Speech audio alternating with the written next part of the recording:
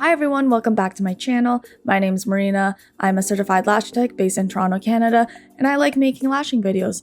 Welcome to my YouTube channel if you are new here, and if you are returning, welcome back guys. Hi, hello.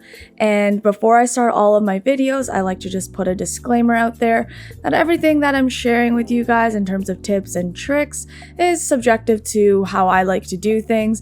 Obviously, there's a base foundation when it comes to lashing to be trained as a technician, but when you start your journey, you will find that you'll have your own style because lashes are an art, and you will be able to find different ways to set yourself from your competitors. And today, getting into this set, we are doing a very spiky volume set. It is a textured look, so there's a lot of spikes in here, but I tried to make them a little bit more organized, so it is like a strip lash look. I mixed it in with a little bit of glam to give it some more dimension. And doing so, it just kind of adds this really nice dramatic look for girls who like really voluminous strip lashes. So if you're a girl who likes to wear those temporary stick-on strip lashes that you can just wear like falsies, and you like it really dramatic, these are the kinds of sets that I give girls that like those kind of lashes. Like for myself, I like really dramatic as well, so I give myself spiky strip lashes as well. And so for the mapping of this, it is fairly basic, so hopefully I can explain it to you guys properly so that it makes sense. But how it's gonna start is I will tell you the mapping of the base and then the mapping of the strips. So the mapping of the base is just fans. It's going to be 9mm decurl in the inner corners, and then gradually we're going up to 13mm double decurl, and then at the very outer corners we're gonna add 11mm double decurl, and that is to make sure to give that lift. The reason I do this, because I have gotten questions in the past, is so that when the lashes start to fall out, if you have a shorter length at the very end of the eye, it doesn't droop your eye, so it still gives that nice lifted cat eye look. Or even if you have doll eye, it still kind of gives out that nice fallout so that your eyes aren't looking too heavy and too droopy on the ends. That is the worst, in my opinion, thing that you can do, because I really don't like that droopy look. And then so this style is in a cat eye. You can definitely do it in a doll eye, but for the purposes of this video and because it is a cat eye, I am gradually increasing the length until the very end, and then at the arc of the eyebrow is where I flick it up. So what I like to do and how I like to do these kind of looks is I add the spikes first, and then I go ahead and add the fans after. So the spikes are 11mm, and then I believe I went 11, 13, 14, and then the longest is 15, and yes, that's it. I believe that the longest is 15, and they are all double decurl. The reason I skipped the 12 double decurl is because I thought the nice jump from 11 to 13 will kind of add like that nice dramatic look. The reason I didn't start with a 12 is because the inner corners are still very fragile. So like I said in my videos prior, I only use 11mm in the inner corners maximum, because usually lashes in the inner corners are smaller and more fragile. And although, you know, I want to give that nice drama, I also want to protect the natural lash, because the worst thing that a lash tech can do is provide lash extensions for someone and then their natural eyelashes all fall out. Then they're gonna think that lash extensions are damaging when they should not be. So yeah. So what I do is I put in those lashes, and then I add in the fans afterwards, and that kind of brings the entire look together. And the lash spikes are just normal spikes. I do have a video that I made on how to make lash spikes if you are interested, so please take a look on my channel if you want to know different methods on how to make lash spikes. So as you can see, this is just a very textured look. This isn't as organized as my normal strip lash look, so there is a difference between them, but this is like the overall kind of glam spiky look that I did for this client. And yeah, that's about it. You know, you can go longer if you want, but I thought 15 millimeters was good enough because my client said that she kind of wanted drama, but she doesn't want them to be like extreme or anything like that. So this is how that set turned out. And yeah, so thank you guys so much for listening to this portion. Stay tuned if you are interested in the story time. I will be reading another story time for you guys. So keep watching if you are interested in that part. And yeah, so I post every Sunday at 6:15. And if you thought that this video was helpful in any way, please give this video a thumbs up. And if you have any additional questions that you'd like me to answer, leave a question in the comment section below and I'll get back to you guys ASAP. Thank you guys for all the support. I am constantly growing every day and it is really exciting to see where this channel is going to take me. I am going to be pivoting a lot and seeing different methods that will help keep my engagement up. But for now, enjoy this video and enjoy the story time. Bye guys, and I will see you next week. Alright guys, so now we are going into the story time section, which is my favorite section. And today I found a BuzzFeed article that has 18 of the most terrifying beauty horror stories, which is so fitting for this channel. So these are really short stories. They're very concise, so they're just little paragraphs. And I'm gonna see how many I can get through. Hopefully I can get through 18 of them. And I read a few of them and they are pretty concerning. So let's get into the first one. Number 1 is called The Girl Who Peed Herself. A girl on my cheer team decided to get a spray tan the day before our national competition. It was one of those automatic machines and she clearly was not prepared for it to begin. When the machine turned on, it scared her so badly that she peed herself. The next day at the competition, she had visible streaks on both of her legs. Wow, that's embarrassing. Alright, number 2, the person who mixed hair dye with chlorine. Oh my god. I decided to dye my hair blonde, so I went and got it done at a salon. A few days later, I attended a pool party and stayed in the pool most of the time. I didn't know you're not supposed to get chlorinated pool after dyeing your hair. I woke up to bright green hair due to the reaction with the chlorine.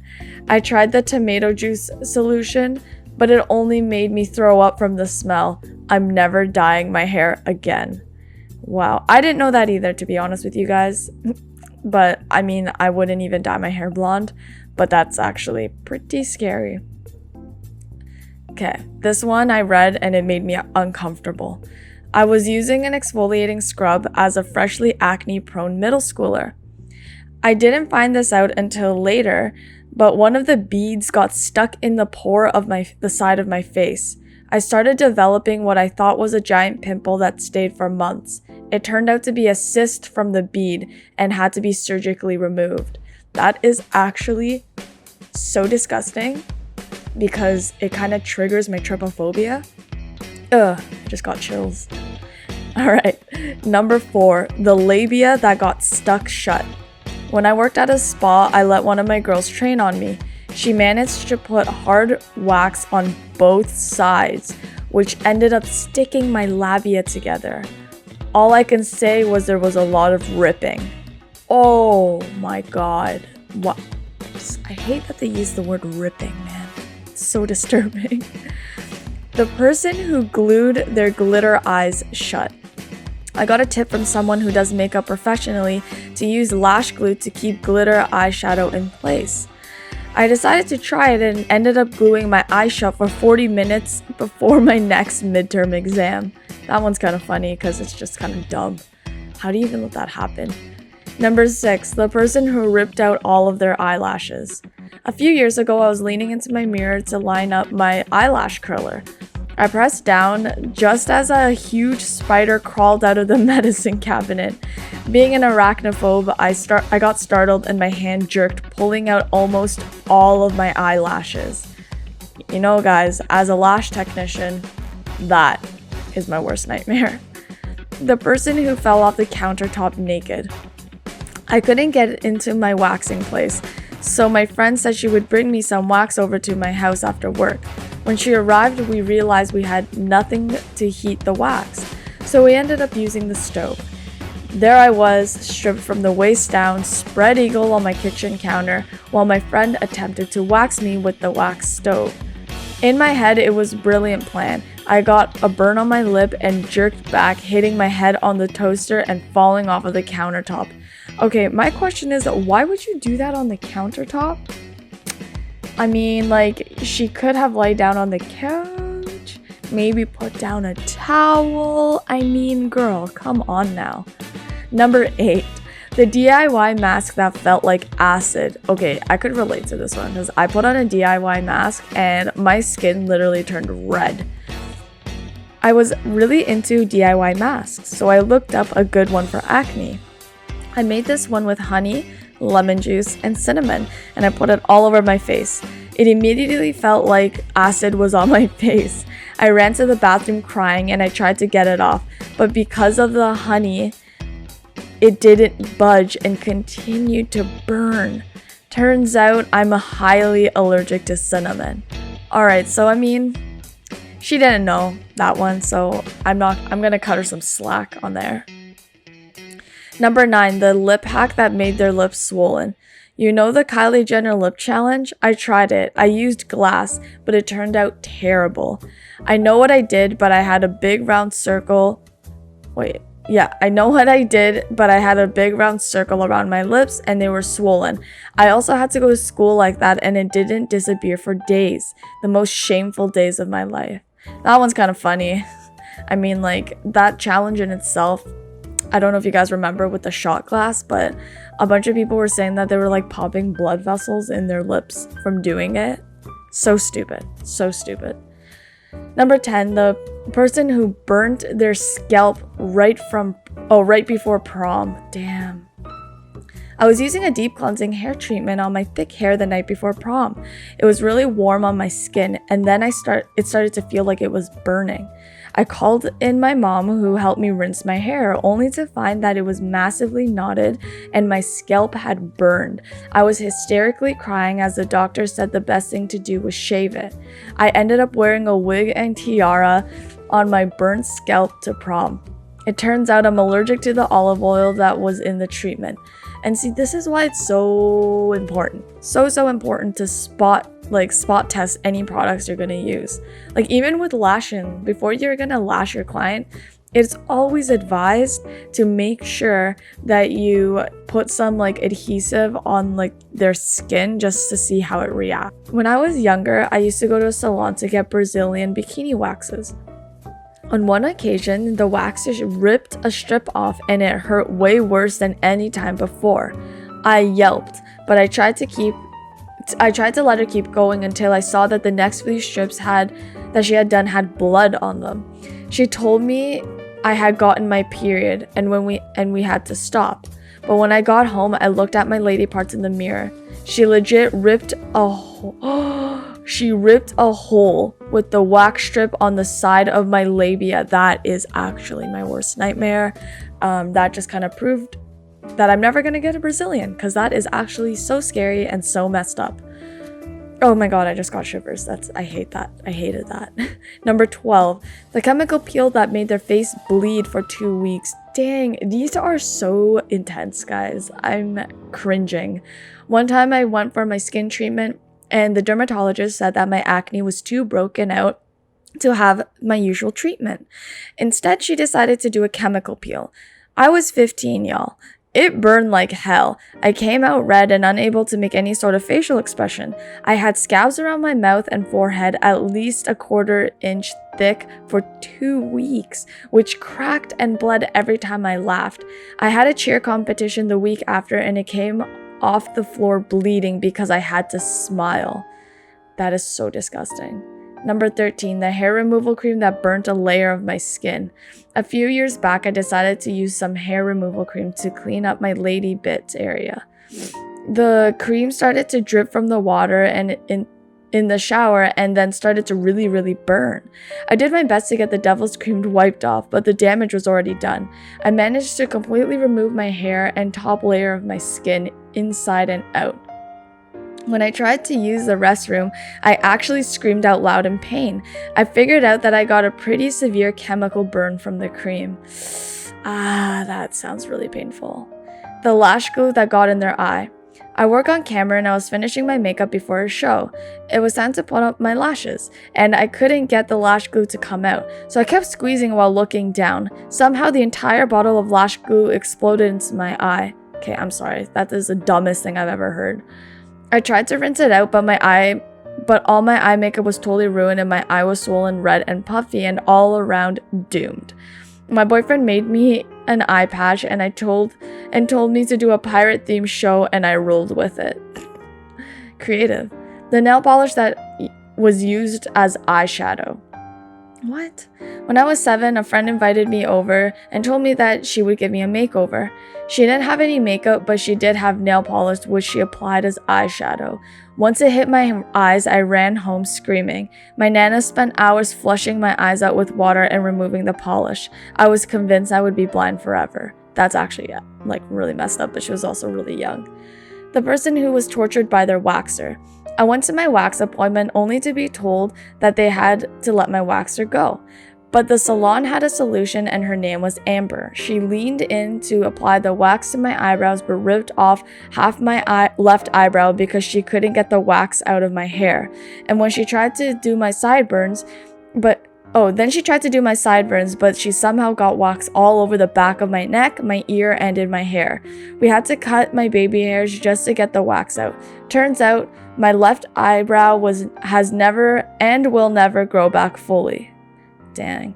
Number 17, the Pepto-Bismol masks that left their skin bright pink. I saw on Instagram that if you put Pepto-Bismol on your nose and cheeks, all your blackheads will miraculously disappear. I tried it at home and left it on for 15 minutes like the video said. When I washed it off, I realized I had stained my skin bright pink. I washed my face for more than 50 times and it didn't go away for 3 days. Guys, never do anything that you see on Instagram or even on TikTok. You don't even know. Unless you follow that facts or cap person, nah. And then the last one, the sneeze that caused them to rip off their eyelashes. So I tried shaping my eyebrows with a razor and it went okay until I sneezed. Blood went everywhere, plus I took off about 1/3 of the eyebrow and left a permanent scar where no hair grows now on my eyebrow.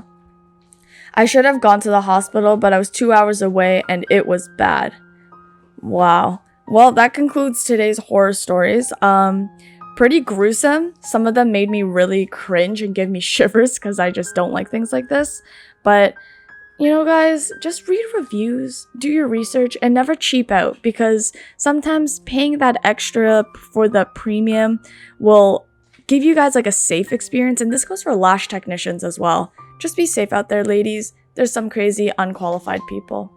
Anyway, thank you for listening. I hope you like these scary stories, and I'll see you guys next week.